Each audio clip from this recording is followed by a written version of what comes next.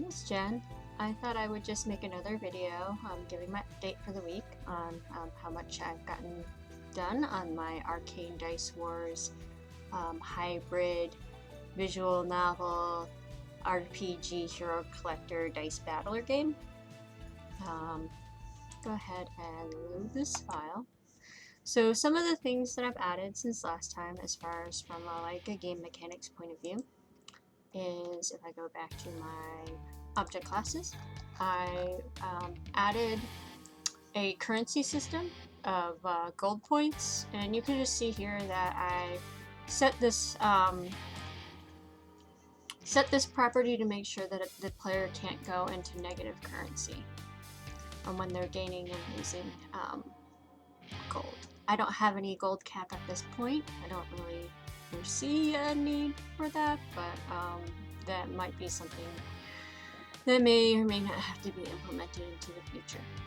Okay, so the other thing that I've added to kind of help add a little bit of interest and variety to the encounters is now when we are assessing the enemy party and it's randomizing enemy units, we also now have a enemy level. So what is this enemy level? Well, let's go in here to calculating the enemy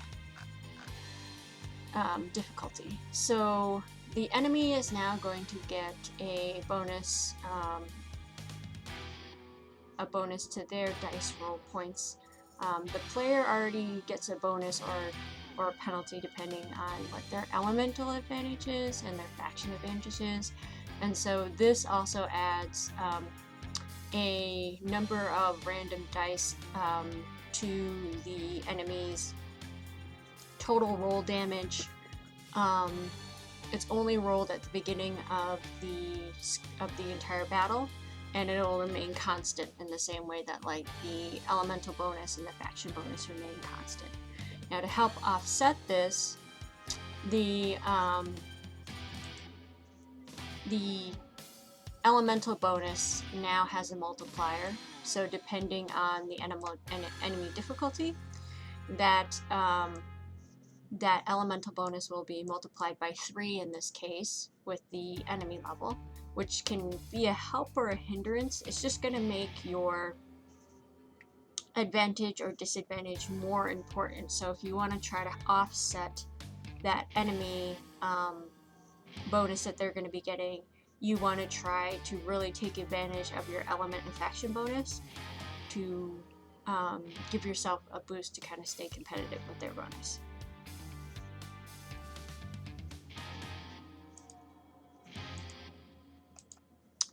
So here in this screen, it mainly looks the same. I've added your gold to the deployment screen here, as well as the name of your guild, and just kind of moved things around a little bit to just free up a little bit of space. It was a little crunched. This will probably get reworked a little bit more in the future, but let's go ahead and deploy our units. So right now we've got an earth, 2 earth units and a wind unit. Air units are going to be good against the 2 earth units, so I think I'm going to go with this air rogue. I am going to take in 1 penalty for the air knight, but I think it's worth it given the named character's special abilities. So I'm going to go ahead and put that unit, and then fire will offset that penalty, so it should give us with the net gain. This button I'll probably have to move over a little bit, but well, what the heck, I can go ahead and fix that now. Oh, I need to put this again.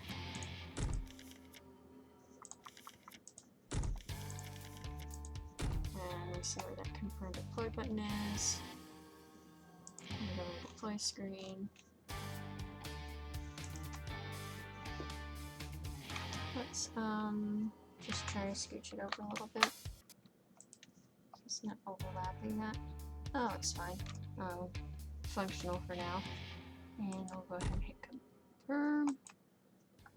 So we know this is a difficulty level 3 map.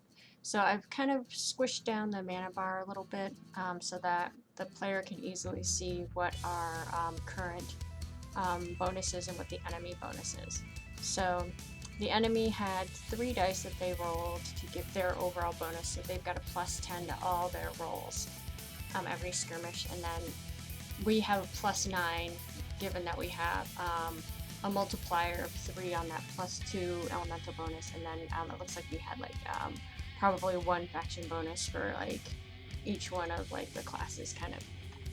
So let's go ahead, or at least we had like 1 faction bonus and yeah, okay. So I added a resign option here as well. So if you really feel that you are just outclassed by the opponent, you can resign the battle, which will negate any loss of gold, but you will also not get any experience for the encounter. It won't go towards your wins and losses record, and your units will not gain any loyalty, so it'll be like the encounter never happened. So it's sort of like a give and take, where you probably don't want to be resigning all the time, because then you won't be gaining any experience and your units won't be gaining any loyalty. But if you see that you're going to be losing like a tremendous amount of gold that you don't want to lose, then you can resign to just get out of that battle. We have this new ability called Place Bet, so that takes 1 mana. That can be used if I think I'm going to be winning the battle. It'll kind of increase my wager amount, which I'm not going to use right now because I don't know how this battle's going to go, so I'm just going to roll the dice. Alright, so that started off to a great start. That unit triggered his ability, so that gave me a net 5 gain. Now I can go ahead and use the 2 mana here, or I can place a bet. They still have more health than me, and I still think that's going to be probably anybody's match, so I'm going to go ahead and just use this to kind of try to give myself another bonus. So this is added to the end of my total dice roll, the same as the element and the faction bonus. So we can see here that it's now 8 + 6 + 3 + 6 + 3 + 6 for a total of 32. And they rolled a 3, 2, 5, and they got their +10 bonus, which rolled +20. I ended up getting a pretty good hit on them. So now they have lower health than I do. They had a higher capped health than I did because they've got a knight in their party, which is a D4 for a roll, which is not a very good, it's very low scoring dice, but you do get a big health bonus with them. I'm still not feeling super confident, so I'm just going to go ahead and roll the dice. We ended up at a stalemate there thanks to my unit triggering his special skill. Now I'm starting to feel like pretty good about this, so I could either boost him morale to kind of try to give myself that few extra points to possibly end the match, or I could try to place a bet. So I rolled a 2 on that, so I get an extra 2 gold if I win this.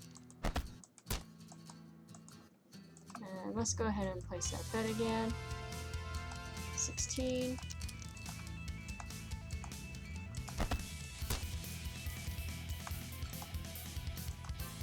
Let's go ahead and up that wager again.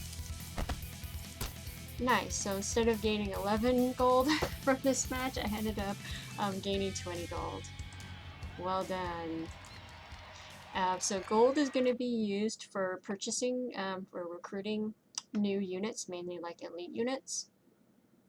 And it's also going to be used for like buying items to like increasing their loyalty and unlocking like story with your as you're kind of like raising your relationship with your different units, since this does have like that visual novel aspect to it as well. So gold is going to be important. We're going to go ahead and do another match and see how this goes. So this is just a level 1. This is like the default level where you've got no multipliers on your faction and your element bonus. and the enemy has no bonus to their attack. So what I deploy here is not going to have as big of an effect as if we were going with a higher level enemy. So I'm just going to go ahead and probably pick my highest rolling dice, not worry too much about the element and faction bonuses here. So we can see the enemy has no bonus. I only have +2 to my faction bonus because I didn't really care. Let's see how this goes.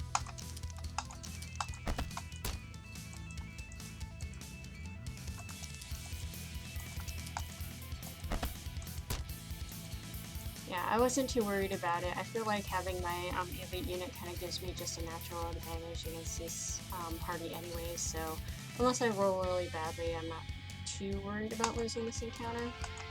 I'm gonna go ahead and do that. Oh, maybe I shouldn't have done that.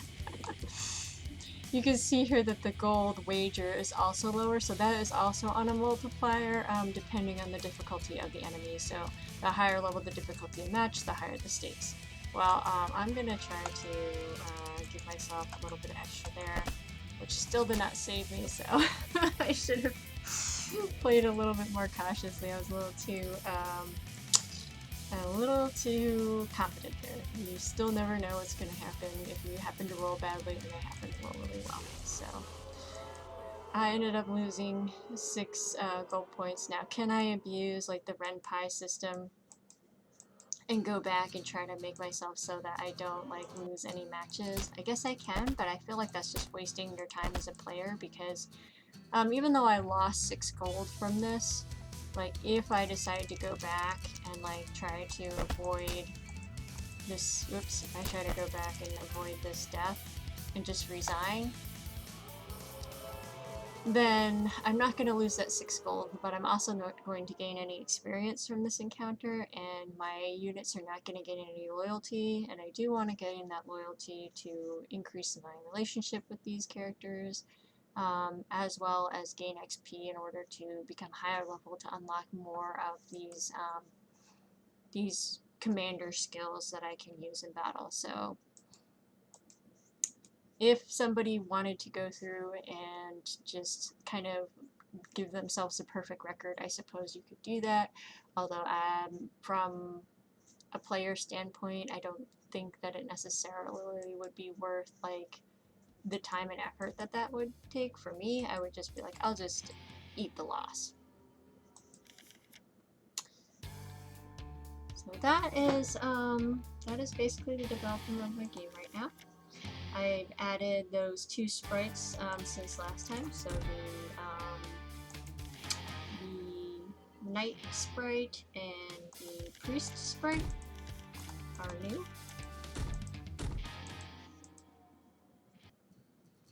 You see here, and they have all the different color variations for the different elements. I have started making kind of like the new unique sprites. You can see that. So like that named unit will have their own like unique artwork for battle, as well as like a portrait that's animated, and that's what I'll probably be showing next week, because that's what I plan on kind of working on as I slowly incorporate the more refined UI and start implementing like the story aspects.